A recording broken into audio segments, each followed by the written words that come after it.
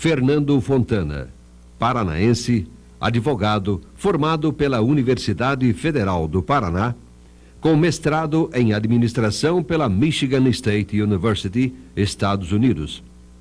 Ocupou cargos importantes tanto na iniciativa privada como em órgãos e entidades governamentais. Na iniciativa privada, foi gerente da Anderson Clayton, gerente de marketing e de vendas nas ações Vilares, em São Paulo, diretor do Banco Mercantil. Na administração estadual, foi secretário da Indústria e do Comércio de 1979 a 1983. Secretário de Estado da Administração de 1978 a 1979. Exerceu magistério na FAI, na Fundação Getúlio Vargas e FESP. Foi também presidente do Instituto Liberal do Paraná, presidente da ADVB, vice-presidente da Associação Comercial do Paraná e, atualmente, diretor e vice-presidente do BRDE, Banco Regional de Desenvolvimento do Extremo Sul. Este é Fernando Fontana, nosso convidado de hoje na Sala Exclusiva. Boa noite. Estamos iniciando mais uma apresentação de Sala Exclusiva. Essa noite, a presença, a participação do Dr. Fernando Fontana, empresário, homem do magistério, com uma larga vivência e experiência de vida pública e hoje diretor do BRDE, Banco Regional do Desenvolvimento do Extremo Sul. Boa noite, doutor Fernando Fontana. Boa noite, é uma satisfação muito grande estar aqui, podendo discutir temas de interesse do nosso Estado, como tem sido a tônica da Sala Exclusiva. Na condução desse programa, conosco, como habitualmente, o analista político Silvio Sebastiani. Boa noite. Nós queremos saber, primeiramente, de Fernando Fontana, que é curitibano, paranaense e curitibano, nasceu em Curitiba. Como é que foi a sua vida aqui, sua mocidade aqui em Curitiba, né? Porque ele é filho de empresário também, da indústria Fontana, indústria de mate, e depois nós vamos também falar sobre esse assunto. Mas primeiro queremos saber de você, Fernando Fontana, da sua mocidade. Como é que foi o seu estudo? Foram aqui em Curitiba, outro estado, como é que foram? Olha, se você me pedisse para eu definir a mim próprio, eu diria que eu me considero um homem de sorte. Eu me considero um homem de sorte por ter nascido em Curitiba, por ter nascido na família onde eu nasci, por ter tido os amigos que eu tive e tenho e por ter participado da forma como eu participei, de todas as coisas que eu participei. Eu começaria pela escola.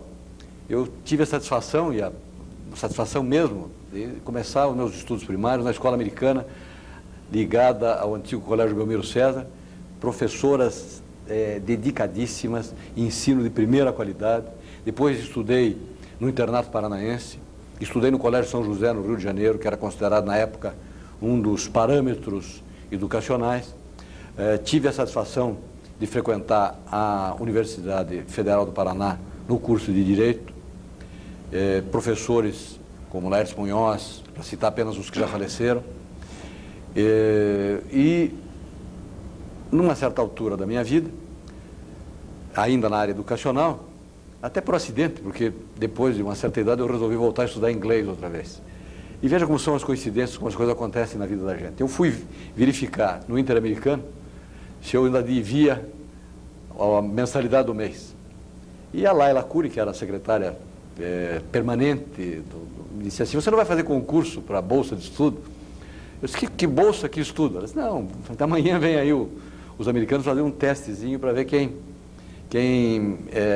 pode se candidatar, quem tem condições de ganhar uma bolsa de estudo do governo americano. Eu disse: o que precisa pagar? Não precisa pagar nada, só preencher um formulário. E eu preenchi o formulário, compareci no dia seguinte, fui aprovado nas fases subsequentes, acabei ganhando uma bolsa do governo americano, fui selecionado, estudei praticamente 2 anos nos Estados Unidos e, do ponto de vista, vamos dizer, de formação educacional, por isso que eu disse que eu era um homem de sorte, as coisas aconteceram da forma como eu, se tivesse podido planejar, teria feito. Tudo bem. E a sua vida profissional? Homem de empresa, passando por várias delas aqui no Paraná, no Brasil. Que vida profissional? Eu dividiria a minha vida profissional em etapas, tá certo? A etapa da minha mocidade, que foi marcada pela participação na empresa da família, primeiro como filho do dono, vamos dizer a verdade, tá certo? Depois como responsável por setores importantes da empresa. Nós tínhamos erva mate, tínhamos decalcomania, ou seja, adesivos, e tínhamos uma torrefação de café e um departamento de representações. Eu passei, na fase diretiva, implantei a parte do café, passei uma boa parte da minha vida na erva mate, tanto na área de produção como na área de marketing, e, paralelamente a isso, eu prestei concurso público e fui admitido como advogado do DR primeiro e da Procuradoria-Geral do Estado mais tarde. Então, vamos dizer, nessa parte de juventude houve essa simbiose, essa possibilidade de fazer as duas coisas, trabalhar uma parte do tempo no Estado, principalmente na área administrativa, como advogado ligado a esse setor, e na área privada, vamos dizer assim, trabalhando na empresa da família. Ao mesmo tempo, eu acho que isso é uma característica da minha formação familiar. O meu pai me encaminhou, e eu digo encaminhou porque é verdade essa palavra, para a área da representação associativa.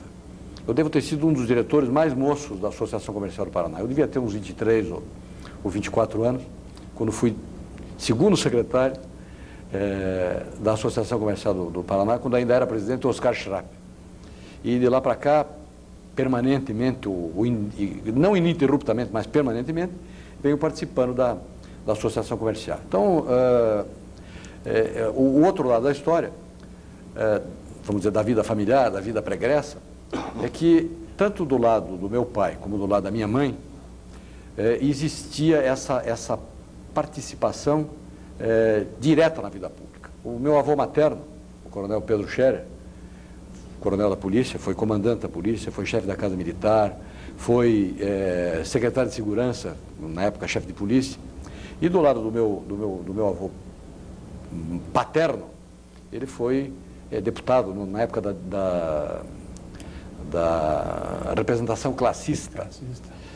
E então sempre houve essa mistura na minha biografia, tanto na biografia dos meus antepassados como da minha própria, do trabalho ligado à área privada e o trabalho ligado à área pública. A diferença talvez tenha sido o fato de que, por ter mestrado numa época em que existiam relativamente poucos mestres e poucos doutores, eu fui convidado primeiro para ser professor na FAI, e lá permaneci durante mais ou menos um ano. Depois, por uma série de circunstâncias, acabei trabalhando em São Paulo uma temporada, e eu considero isso a minha segunda universidade, ou a minha terceira universidade, porque São Paulo, naquela época, ainda era a chamada locomotiva do Brasil.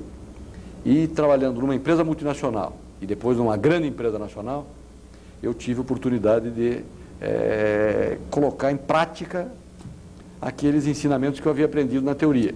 E mais ainda, a experiência da empresa privada. Mas lá em São Paulo, e é esse o detalhe, eu havia feito um curto curso de administração. E fiquei conhecendo vários professores da Fundação Getúlio Vargas. E durante o tempo que permaneci lá, fui convidado para ser professor do curso de pós-graduação também da Fundação Getúlio Vargas. Então, como preâmbulo, vamos dizer assim, para a nossa conversa de hoje, eu diria que essa é a base da minha vida profissional, da minha vida educacional. Tem um problema aí seguinte, a gente tem conhecimento disso, você falou que seu pai tinha diversas empresas, mas tinha duas muito fortes. Uma era da época, eu lembro que Curitiba, Paraná era assim, o reduto da área de agricultura eram dois fatores, era café e mate, o biomate e café. E uma das indústrias do seu pai, do Ildefonso Fontana, que aliás eu tive o prazer, a satisfação de ser até amigo dele, verdade. Então ele tinha uma grande que era de mate, né, na área de mate, e de decalcomania também, que naquela época não era novidade. Mas no setor de mate era mais profundo, assim. Como é que era a indústria dele de mate aqui em Curitiba? Essa talvez seja a indústria em funcionamento ainda, que em sequência é a indústria mais antiga do Paraná, ou pelo menos na indústria de mate eu tenho certeza que é a mais antiga. Ela é oriunda de empresas que foram fundadas em 1834, vou repetir outra vez, 1834. Ela é paranaense, era brasileira. Veja, uma grande indústria também era argentina, que tinha em Guaíra, que também era da área de mate, né? Há uma falsa noção de que o mate é um produto típico do Rio Grande.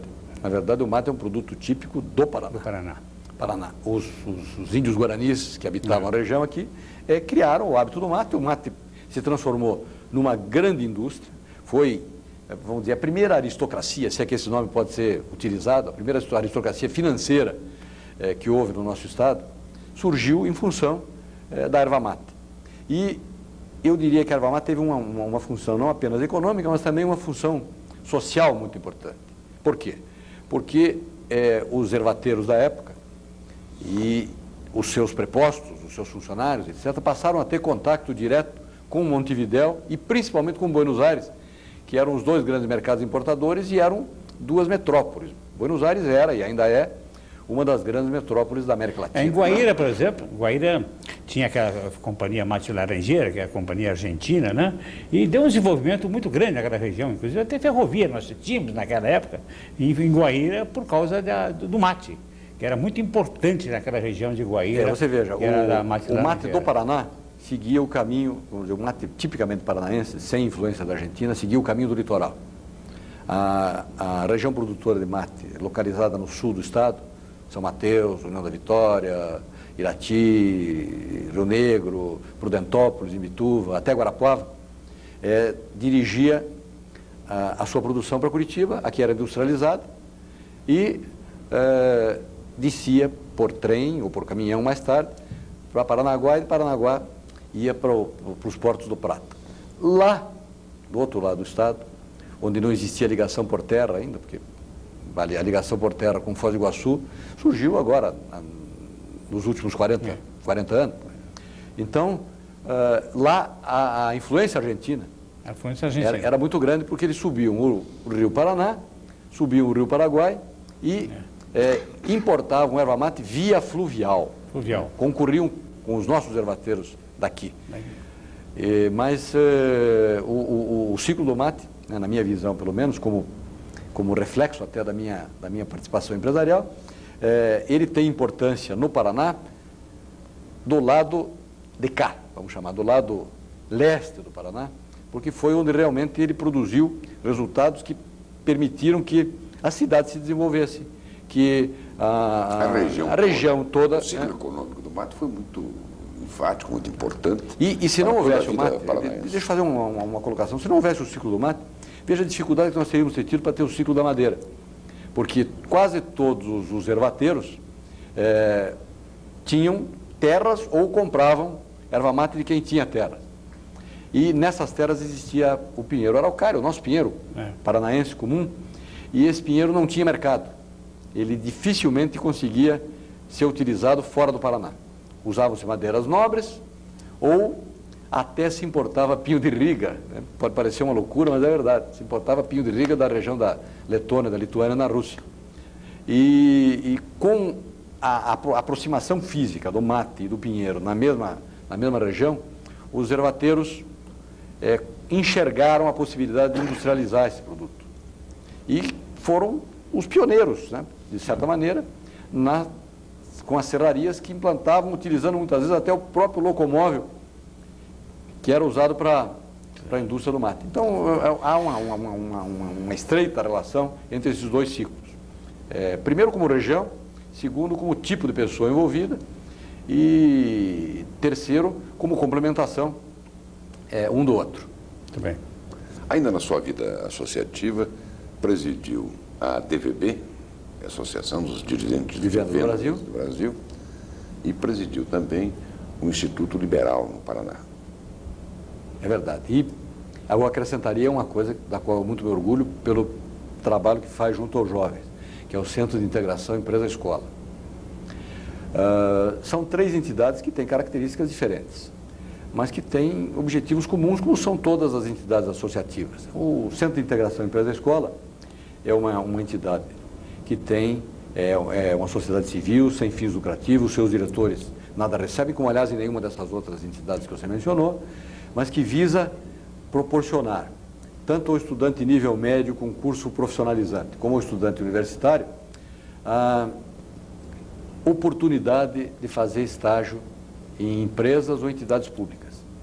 Isso é muito importante, porque cria um canal de ligação entre a necessidade do estudante que está aprendendo a teoria com a necessidade do seu futuro empregador, que necessita alguém com prática. Então, o CIE cumpre uma missão, uma missão importantíssima há muitos anos, e eu tive a satisfação de presidir durante 2 períodos e ter sido diretor de várias diretorias do CIE durante muitos anos. O ADVB é uma entidade que teve um prestígio muito grande no Estado. Ela talvez tenha sido a primeira instituição a fornecer cursos e treinamento aos profissionais da área de marketing e de venda de forma continuada. Depois ela passou por uma fase um pouco mais de dificuldade, porque surgiram as escolas de administração, surgiram outros cursos, e eu assumi a ADVB numa época em que ela vinha de um período de dificuldade. Tive a satisfação de ter excelentes companheiros de diretoria, nós conseguimos dar uma nova versão da ADVB adaptada aos tempos atuais, e hoje, né, a ADVB tornou-se de novo um farol, uma marca, onde só uma prestação de serviço que ela faz, que é fazer os cafés da manhã, que ela chama de Estrela da Manhã, trazendo pessoas importantes no mundo da política, no mundo da economia, na sociedade, para discutirem com os paranaenses, com os curitibanos, temas da mais alta atualidade, já demonstra que a ADVB cumpre o seu papel. E o terceiro instituto que você mencionou, o Instituto Liberal, muitas vezes confundido com uma instituição política, na verdade não é uma instituição política. Não é uma instituição partidária. Perdão, não é uma instituição partidária, corrigiu bem. Ele é uma instituição política no sentido que ele tenta demonstrar à sociedade que a doutrina liberal é aquela que melhor se adapta a responder aos anseios das comunidades, das pessoas e dos povos. E é formado por idealistas, como são também as outras, mas com uma diferença.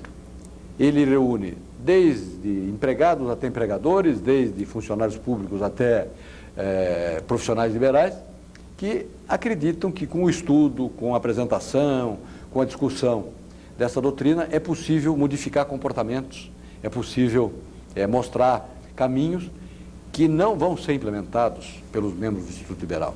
O Instituto Liberal para na difusão doutrinária, na difusão através dos meios de comunicação social e procura demonstrar, né, através da discussão filosófica, da discussão doutrinária, mas também através de exemplos práticos de aplicação da doutrina em outros países, que essa é uma solução possível para os problemas, eu vou ser um pouco exagerado, né, para os problemas da humanidade no século XXI.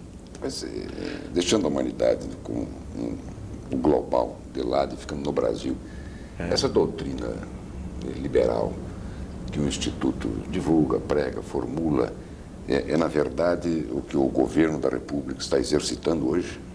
Veja bem, eu vou, para ser muito rápido, para não nos cansarmos e não cansarmos os nossos telespectadores com a discussão doutrinária, eu vou dizer que a doutrina liberal, ela abrange 3 ou 4 setores importantes. O mais importante, o básico, é a questão do Estado de Direito. É impossível existir uma estrutura adequada da sociedade sem que ela esteja baseada na lei, no cumprimento da lei. Então, a doutrina liberal se baseia no Estado de Direito, onde todos devem ser iguais perante a lei. Depois, ela acredita na democracia como o melhor sistema para que se alcancem os objetivos de termos governantes sintonizados com a sociedade. Na área econômica, ela prega a economia de mercado. E na área social, ela pega a liberdade individual. O que tem acontecido no Brasil, e há aí uma pequena distorção, e eu deveria, antes de falar do Brasil, né, eu deveria dizer o que acontece em outras partes do mundo. Quando falta o Estado de Direito, os liberais lutam principalmente para que se implante o Estado de Direito. Quando falta liberdade individual, os liberais lutam para que se implante a liberdade individual. Quando falta democracia, essa tem sido a principal bandeira dos liberais. E aqui no Brasil há uma distorção, porque pensa-se que os liberais, os verdadeiros liberais, lutam exclusivamente pela economia de mercado. Então, surgiu até um termo relativamente pejorativo, né? Ou pelo menos essa é a intenção que se pretende dar a ele, de neoliberal.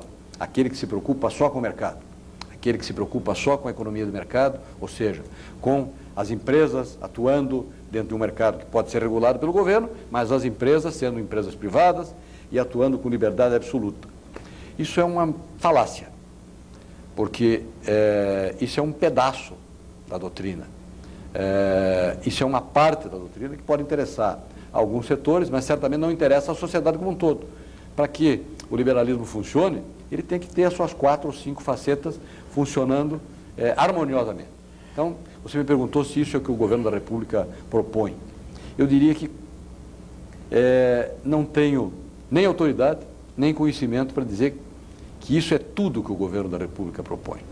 Eu diria que uma parte do que o governo da República propõe se enquadra naquilo que o liberalismo propõe.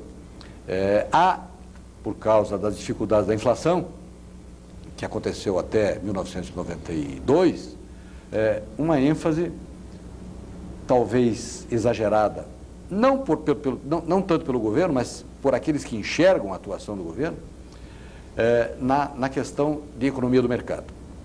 Mas essa não é, seguramente, a única coisa importante. Eu diria que já se conseguiu no Brasil, tenha ou não o rótulo de liberal quem implantou isso, a democracia. Já se conseguiu, até determinado ponto, ainda faltam algumas etapas, o Estado de Direito. Nós estamos vendo que é possível confiar nas instituições. É possível derrubar um presidente da República sem causar nenhum conflito social. Então, já existe o Estado de Direito. As instituições estão fortalecidas, vão se fortalecer ainda mais, e é preciso, entretanto, que a gente esteja alerta para evitar que, por causa de algum tipo de sucesso em alguma área, haja distorção e a gente esqueça que o objetivo da política é o bem-estar do cidadão e não o bem-estar de grupos que possam... Você falou em política, vamos cortar um pouquinho. Como é que você ingressou na política?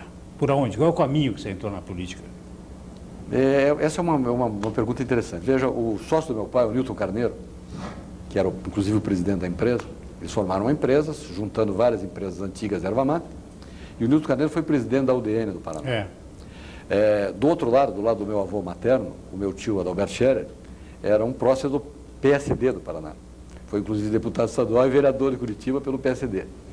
Então eu tinha as duas maiores forças confrontantes da política da época em casa.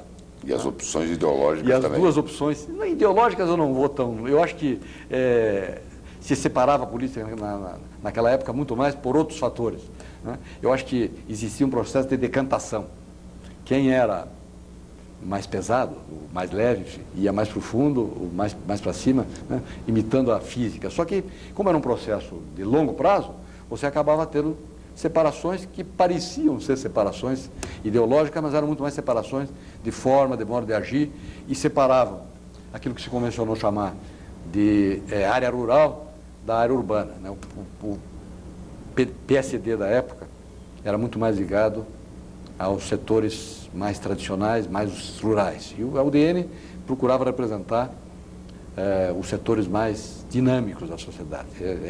Procurava, eu usei bem, eu fiz questão de usar o termo, porque, no fundo, ainda eram partidos que tinham um perfil das classes mais dominantes da sociedade. Não existiam ainda partidos populares. Surgiu aí o PTB na época, mas com esse eu não tinha muito contato.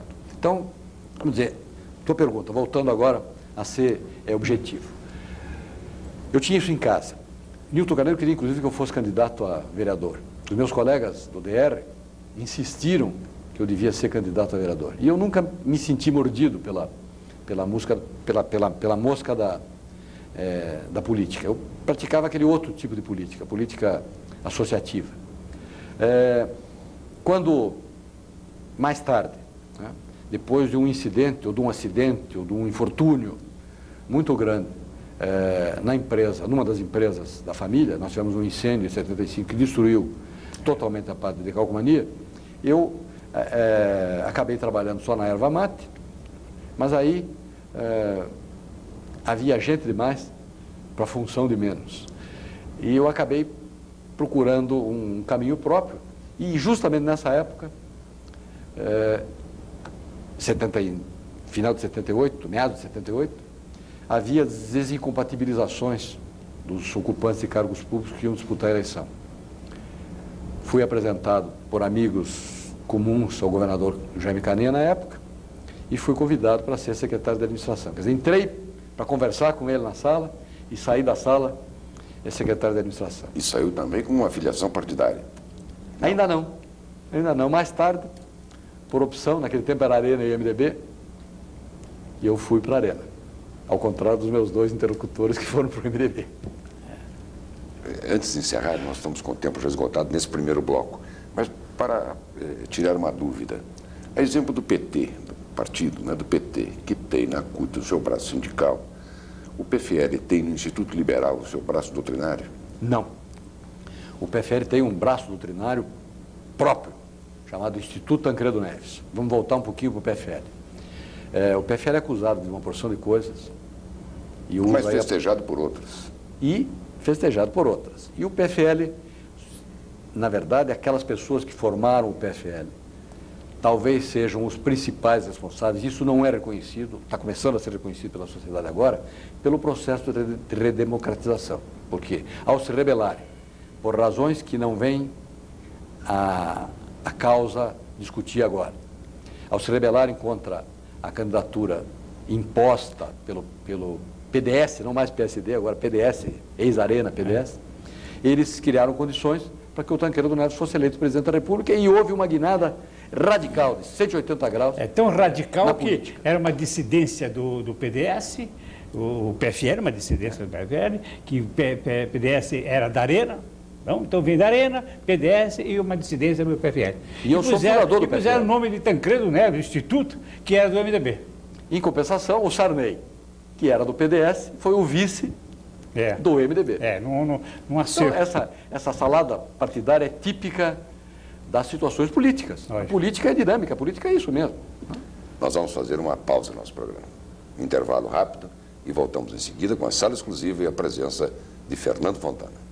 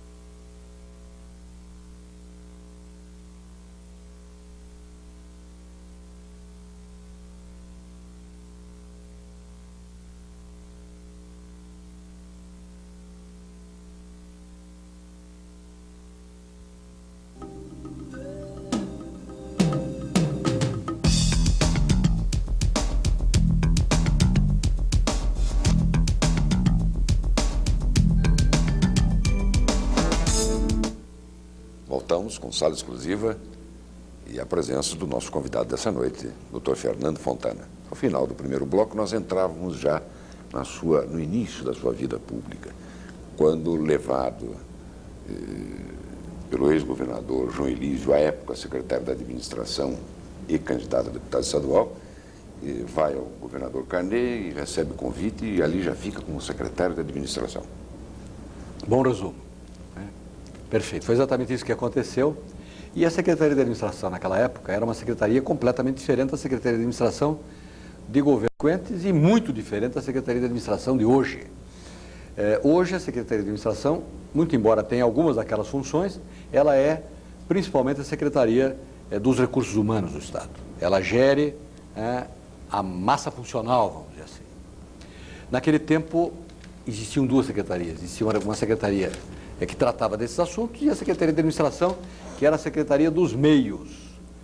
Nós, na Secretaria de Administração, tínhamos compra, patrimônio, conservação e construção de prédios, tínhamos a imprensa oficial, ou seja, éramos os prestadores de serviços para que as outras secretarias, por exemplo, transporte, que fazia estrada, saúde, que tratava da saúde pública, educação, que providenciava professores e escolas, tivessem os meios, o lápis, o giz, o transporte, o carro, o prédio.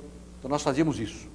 E fazíamos de uma forma ampla, porque foi logo depois da implantação da Lei 6636 que deu uma nova estrutura ao Estado.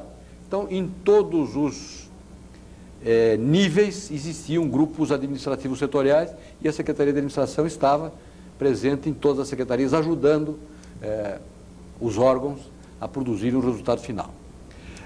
Eu diria, sem que você me perguntasse, que foi um período de grande satisfação pessoal e de grande satisfação pelo que se pôde realizar. Não tanto com relação àquilo que a Secretaria fazia, que fazia bem e que continuou fazendo quando eu entrei para aqueles 10 ou 11 meses finais, mas por causa de um fator político e de um fator climático, de um fator acidental e de um fator também de vontade que se somaram nos últimos 6 meses. Foi no final do governo Canet e depois veio o governo Ney Braga, logo em seguida. Não, mas eu estou falando da Secretaria de Administração. Certo, mas foi no final do governo Canet. No finalzinho, nos últimos meses. Pois é, terminou.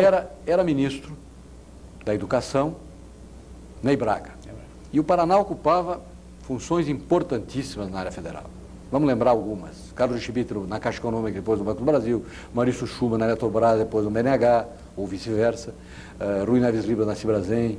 Reynolds Stefanes na Secretaria de Previdência. Então, e o comando do Ney Braga também. Exatamente. Né?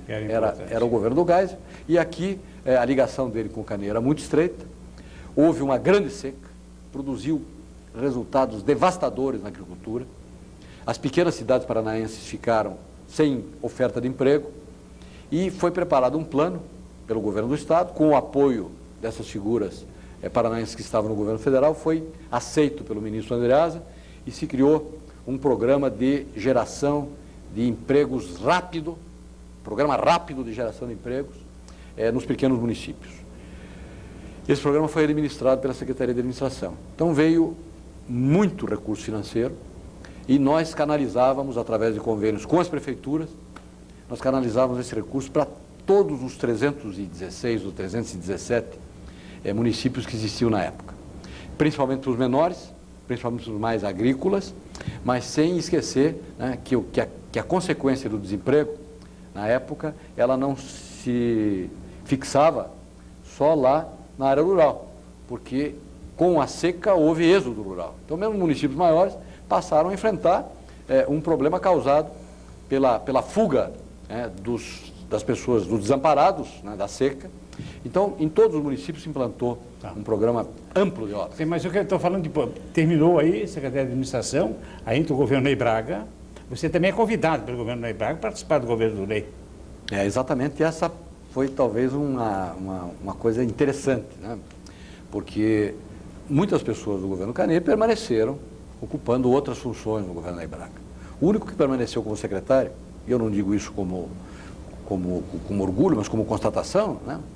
Não vai aí falsa modéstia. Na verdade, eu saí da Secretaria de Administração e fui para aquela secretaria que, na visão do então governador Ney Braga, que assumia, era compatível com a minha formação.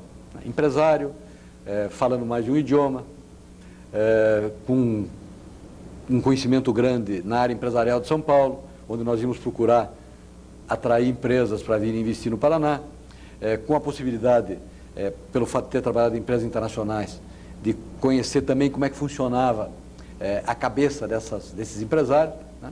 O Ney Braga entendeu que a minha posição adequada não era na gestão específica de coisas do Estado. Era naquela secretaria que foi modificada, totalmente modificada, para atender essa missão de ser a alavancadora do progresso econômico. Seria a Secretaria de que era a Secretaria de Indústria e Comércio. Veja bem, ela era diferente de hoje. Ela tinha o BADEP, o BRDE, o Instituto de Tecnologia do Paraná, o Centro de Desenvolvimento Industrial do Paraná, o CEND, que lastimosamente foi fechado, o BADEP também, e o BRDE agora sofre alguns problemas, vamos tratar mais para frente. Então, na verdade, formou-se uma secretaria, criou-se uma secretaria que tinha instrumentos para cumprir aquela missão que o governador Ney Braga... E de importância da secretaria, o que você pode fazer? Eu diria o seguinte, fato assim que importante. nós vivíamos uma época muito difícil. Segundo o choque do petróleo, $2 do barril indo para $24 o barril. País dependente da importação de petróleo, o governo federal implanta o Proálcool. Era literalmente a salvação da lavoura pela lavoura. E o Paraná tinha apenas 4 empresas e uma destilaria, 4 empresas produtoras de açúcar e uma destilaria. Precisávamos que o Paraná fosse incluído no Proálcool, porque existia recurso em abundância, existia bom clima e precisávamos que esse dinheiro viesse a ser aplicado no Estado. Por quê? Porque ainda como consequência daquela seca existia, que eu mencionei agora há pouco, existia um número enorme de boias-frias no Estado. A cultura da cana utiliza o boia-fria durante 7 a 8 meses, a cultura do algodão durante mais 4 meses. Então, e como elas não são concomitantes, elas não acontecem na mesma época do ano, se nós conseguíssemos implantar o Proálcool aqui, nós produziríamos álcool, resolveríamos um problema nacional e resolveríamos um problema local e traríamos recursos do governo federal para serem implantados no Paraná com empresários localizados aqui. Então eu diria que se eu escolhesse um programa, um só, foram muitos. Eu também era secretário de Trabalho na época, o Departamento de Trabalho fazia parte da Secretaria. Nós treinávamos em média 25 mil pessoas para profissões que não eram treinadas nem pelo Senai nem pelo Senac. Mas naquele período, quantas destilarias de álcool abriram no Paraná? Mais de 30. Mais de 30? Nosso objetivo era chegar a 40. Chegou-se depois da minha gestão a 30 e poucas. Infelizmente o programa foi abandonado, foi colocado de lado, mas na época atingiu o seu objetivo, que era produzir cerca de 50 mil empregos diretos e indiretos, fazendo com que famílias com média de 5 pessoas não viessem para cidades grandes, permanecessem lá onde se plantava a cana, que eram justamente municípios menores, né? Municípios de economia agrícola. E hoje você acha que esse plano está caindo hoje?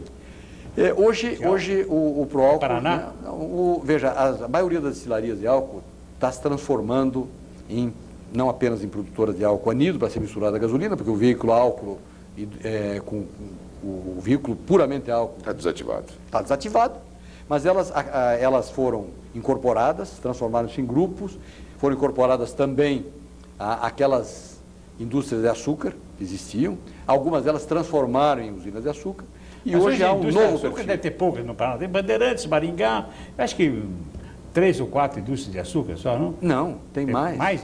Tem mais. Tem agora em Engenheiro Beltrão. E existe... Mas é um assunto interessante que eu quero lembrar, esse do álcool e do açúcar para o Paraná, inclusive, que a gente vê que está caindo. E nós vamos convidar, a Sala Exclusiva vai convidar nesses dias um líder na área de açúcar, que é o Serafim Meneghel, de Bandeirantes, para nós tratarmos desse assunto, que eu acho um assunto muito sério, muito importante para ser tratado aqui na Sala Exclusiva, para levantar o problema do Eu concordo do com você, porque realmente o açúcar passou a ser um fator importante na economia do Paraná. Eu não diria por causa do programa do álcool, mas porque ficou provado que se pode plantar cana de boa qualidade, com excelente produtividade, Hoje isso está economicamente estabilizado, é uma atividade estabilizada, permanente. É uma atividade até em expansão, sabe? Só que ela sofre ciclos, porque ela tem concorrência fora do Brasil. O açúcar tem, às vezes acontecem incidentes de percurso. No momento atual, há vantagens na exportação do açúcar brasileiro e paranaense. E o problema do álcool também, agora com essa queda assim, dos automóveis, agora já diminuir assim, a venda de carros a álcool. Sim, mas o álcool vamos então, vamos voltar. Sim, outro tipo, lógico. Existem 2 tipos. Lógico. O álcool hidratado e o álcool anidro. Anidro quer dizer álcool sem água. O álcool que é utilizado nos veículos meramente álcool é o álcool hidratado. O álcool que é misturado à gasolina para substituir o chumbo tetretila e aumentar a octanagem e, portanto, o poder explosivo da gasolina, sem aumentar a poluição, isso é feito aqui no Brasil de maneira continuada, é o álcool anidro. Esse álcool continua sendo produzido e é misturado à gasolina. Diminui a dependência do petróleo. Nesse período, Silvio, o doutor Fernando Fontana tem mais uma passagem por uma outra secretaria, Secretaria do Interior, e tem também uma passagem eleitoral. Foi candidato numa chapa do Jaime Lerner à Prefeitura de Curitiba. Você veja, né, eu disse que era um homem de sorte, eu quero só colocar um reparozinho. Nessa eleição, eu não tive tanta sorte. Foi a única eleição que o Jean Milani perdeu. Não foi a única, não. Porque essa eleição foi em 85, ele perdeu. Em 85 teve eleição, ele foi candidato a vice-governador também, junto com o Alencar Furtado. Você perdeu. Você me cortou, eu ia dizer o seguinte, foi a única eleição que ele, como cabeça de chapa, perdeu. Ah, bom. A outra quem perdeu foi o governador, ele era o vice. E era uma composição muito complicada essa da segunda eleição. Mas o que aconteceu nessa eleição de prefeito de Curitiba é facilmente explicável. Era uma eleição solteira, ou seja, existe para um período tampão de 3 anos e pouco, e estava no governo, na onda daquela vitória eleitoral estrondosa do PMDB, logo depois do período do general Figueiredo, estava no governo e na maioria dos municípios o partido... O MDB. O PMDB. Então, muito embora o Jean Milani já estivesse no PDT, partido que era oriundo também da oposição aos governos autoritários, ele ainda era encarado como eventual representante, e isso pesou muito na eleição. Mesmo assim, veja, com toda essa força brutal, eleitoral... Ele levava naquela época a marca da Arena, né? É isso. Ainda, foi 2 vezes prefeito da Arena. Mesmo assim, com aquela marca da Arena, e o MDB está em evolução. Mesmo assim, a nossa derrota foi por menos de 20 mil votos no eleitorado de 600 mil. Quer dizer, o que demonstrava que realmente o Jaime tinha já a sua marca eleitoral muito poderosa no município de Curitiba. Ele já vinha 2 vezes prefeito, e com a companhia do Saul Raiz também, que ajudou bastante, né? Que foi um grande prefeito também, né? Então ele pegou uma oportunidade boa e veio. Só que aquele episódio, eu repito, é a marca da Arena que prejudicou. Eu tenho a impressão que você tem razão nisso aí. Existem N teorias. Mas o tempo foi passando e hoje Fernando Fontana é diretor do BRDE. O que é o BRDE? O que faz o BRDE? Quais são os seus objetivos? Vamos lá. Para falar do BRDE, é preciso falar do CODESUL. CODESUL, Conselho de Desenvolvimento e Integração do Sul, criado pelos governadores do Paraná, Santa Catarina e Rio Grande do Sul, há 35 anos atrás. Por coincidência, Ney Braga Brizola, que ainda continuam, de certa forma, ativos, e o Celso Ramos, governador de Santa Catarina. Mais tarde, agora mais recentemente, Mato Grosso do Sul, por causa da influência dos imigrantes dos 3 estados do Sul, que são cerca de 40% da população do Mato Grosso do Sul, também se incorporou ao CODESUL, mas não se incorporou ao BRDE. E o BRDE é o braço executivo da execução das políticas de desenvolvimento regional do CODESUL. Ele é um banco, no sentido de que repassa recursos financeiros para empresários que querem fazer investimentos. Longo prazo, juro baixo, análise por projeto e não recurso colocado à disposição para capital de giro. Nós financiamos o investimento. Ao mesmo tempo que faz isso, o BRDE é o braço analítico do CODESUL. Ele tem um departamento de planejamento que analisa coisas que interessam aos 3 estados. Vou dar 2 exemplos ou 3 exemplos muito rápidos. Temos no BRDE, agora pronto, um projeto sobre reflorestamento na região sul, abrangendo os 3 estados. Estamos pleiteando junto ao BNDES que dobre o prazo de financiamento de 10 para 20 anos. Por quê? Porque a madeira para ser serrada. E a madeira para ser serrada não é o mesmo prazo da madeira para ser queimada ou da madeira para ser feito papel, que com 10 anos, que é o prazo de hoje, ela já tem espessura suficiente para atender esse objetivo. Nós queremos que o Paraná não perca a condição de líder no setor madeireiro, que Santa Catarina não perca e o Rio Grande do Sul não perca a sua posição importante no setor madeireiro.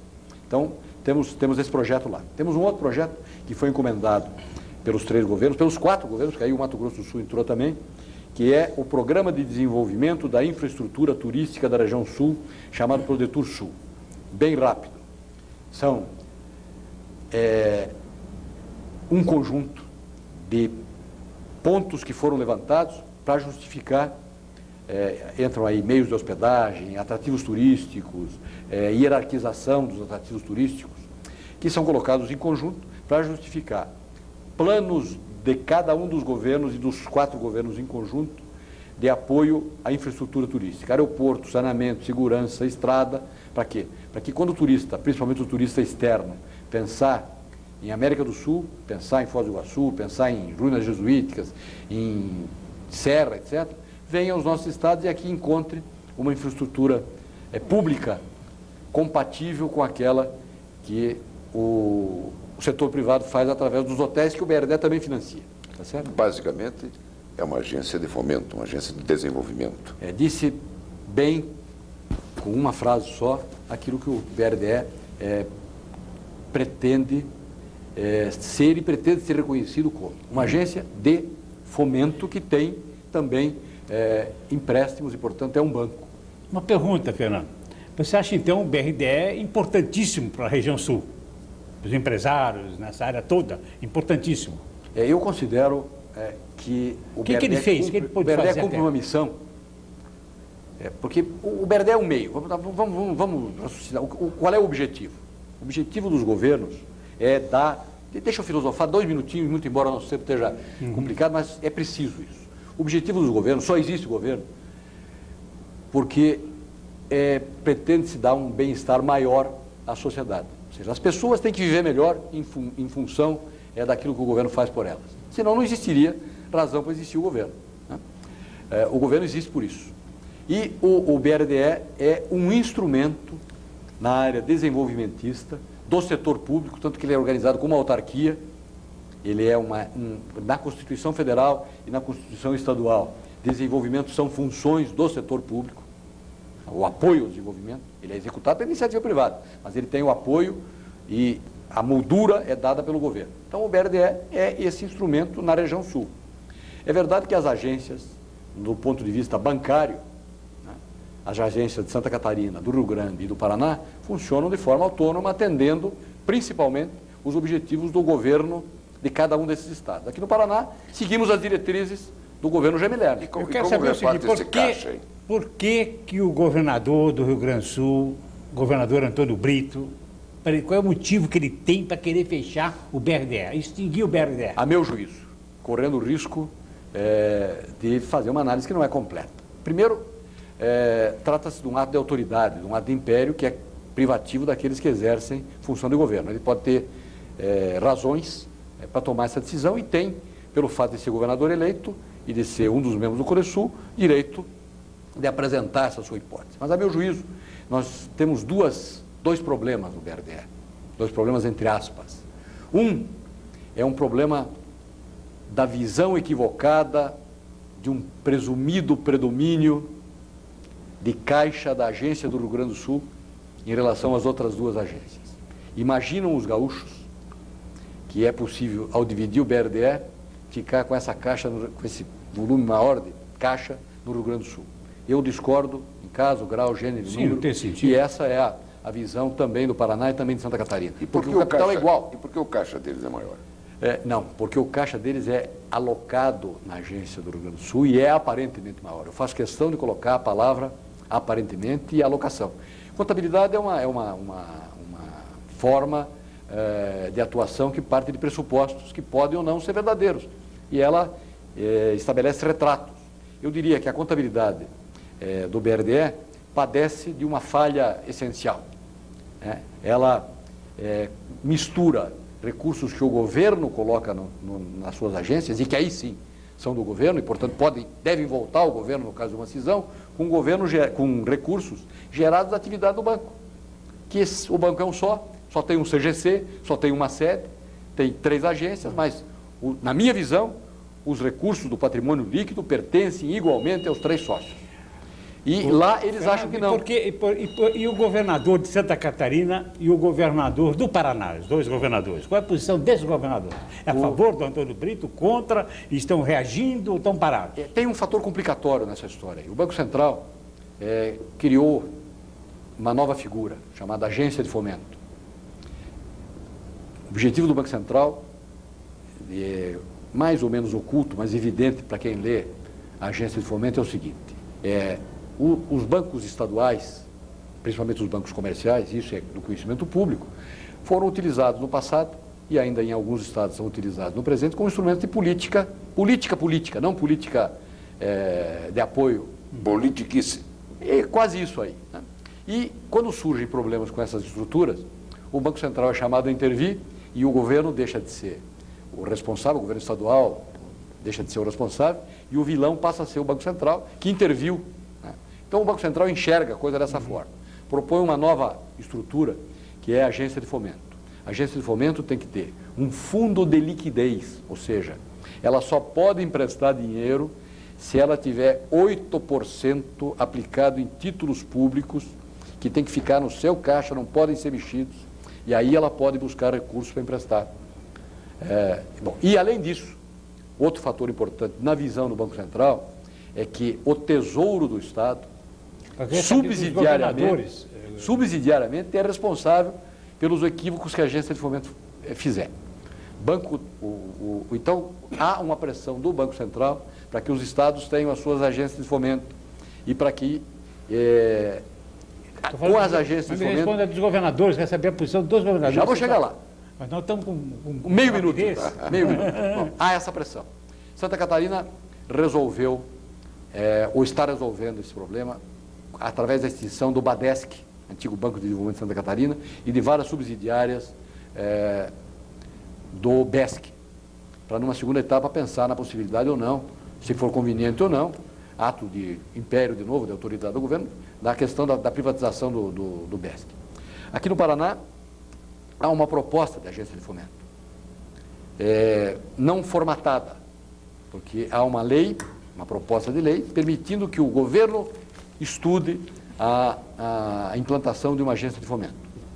Então, aqui ainda está em fase de estudos. Há duas correntes. Uma corrente que diz que o BRDE pode se incorporar na agência de fomento, uma corrente que diz que o BRDE pode permanecer vivo, muito embora se crie uma agência de fomento. E uma terceira corrente que eu diria, consequência dessas duas, é de que, se se decidir pela divisão do BRDE, que não se faça com pressa, que não se faça com assodamento, mas que se faça levando em consideração que lá existe uma memória de 35 anos de pessoas, de técnicos, de especialistas, que aprenderam a fazer análise de projeto e que os empresários não podem ter interrompidos os seus canais. Mas eu quero provocar a política, a Assembleia, o Senado, a Câmara, os vereadores de Curitiba, quer dizer, os prefeitos, os governantes, quer dizer, todos Associação eles, Comercial, a luta, a Associação Comercial, enfim, todas as entidades se preparar a lutar a favor disso, para que permaneça o BRDE. É isso que eu estou provocando, é isso que eu estou pensando que seria um fator importante para manter o BRDE e ganhar essa parada do Rio Grande do Sul. Afinal de contas também. Tá bom. Eu gostei muito dessa tua colocação final e eu podia dizer para você que as forças políticas, tanto empresariais como forças políticas da política mesmo, elas são mobilizadas para isso. A Assembleia Legislativa, através do deputado Aníbal Cury e do deputado Luiz Carlos Zucchi, que é presidente do Copa Sul, que é o Conselho Parlamentar do Sul, é membro do Copa Sul, já se manifestaram o governo do Rio Grande do Sul, já se manifestaram o governo do Paraná, dizendo que consideram o BRDE um instrumento importante que não pode ser trocado assodadamente como que é o Rio Grande do Sul, que a bancada catarinense já mandou um documento aos governadores da bancada federal, e esse documento teve reflexo na bancada federal do Rio Grande do Sul, através do seu coordenador, deputado Féter Júnior, e está tendo reflexo na bancada federal do Paraná também, nós estamos que estão todos preocupados. Quero dizer o seguinte, a sala exclusiva está à disposição de vocês, do BRDE, de todas as entidades aí, para defender a permanência do BRDE. Infelizmente, nós estamos em cima da hora, o Enéas já fez sinal aí já 3 vezes, o Enéas pode comandar. Fernando Fontana, antes de encerrar, devolvo-lhe a palavra para as considerações que deseja fazer e principalmente para dizer o que, como diretor do BRDE, sonha e deseja para o nosso Banco de Desenvolvimento. O meu sonho não é para o banco, o meu sonho é para o Paraná.